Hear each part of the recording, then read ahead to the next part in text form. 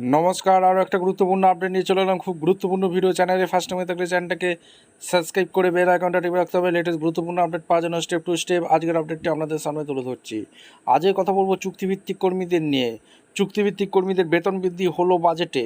বেতন বৃদ্ধি হলো 2000 টাকা বাড়লো। 2000 টাকা বাড়লো। কাদের বেতন বৃদ্ধি হলো এই প্রতিবেদনে বিস্তারিতভাবে বলে দেবো।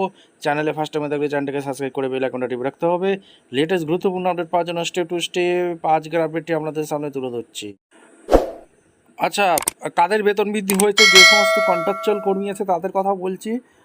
এক এক করে আপনাদের সামনে তুলে ধরছি। সিভিক ভলেন্টিয়ার যারা চুক্তিভিত্তিক কর্মী আছে তাদের একটা বেতন বৃদ্ধি হয়ে গেছে। গ্রিন পুলিশ যারা আছে পারিশ্রমিক 2000 টাকা বৃদ্ধি করেছে। সিভিক ভলেন্টিয়ার, গ্রিন পুলিশ এবং হোমগার্ড 2000 টাকা করে বেতন বৃদ্ধি করে দিয়েছে। আর এনভিএফ কর্মী, পানিমিত্রদের পারিশ্রমিক 2000 টাকা বৃদ্ধি হয়েছে, ঠিক আছে। আর অঙ্গনওয়াড়ি আশাকর্মীদের 5000 টাকা বেতন বৃদ্ধি হয়েছে। যারা পার্শ্ব শিক্ষক, প্যারা টিচার আছে তাদেরও 5000 টাকা বেতন বৃদ্ধি হয়েছে। চুক্তিভিত্তিক কর্মীদের খবর দিয়ে দিলাম। এই খবরগুলো আসতে থাকবে। আর কাদের কাদের বেতন বৃদ্ধি হয়েছে নেক্সট ভিডিওতে আসতে থাকছে। আপনাদের মতামত অবশ্যই কমেন্ট করে জানাবেন। আপনারা কি খুশি হয়েছেন এই যে 2000 5000 করে চুক্তিভিত্তিক কর্মীদের বেতন বৃদ্ধি হয়েছে? আপনাদের মতামত অবশ্যই কমেন্ট সেকশনে জানাবেন। দেখা হচ্ছে কোনো পরবর্তী ভিডিও। ধন্যবাদ।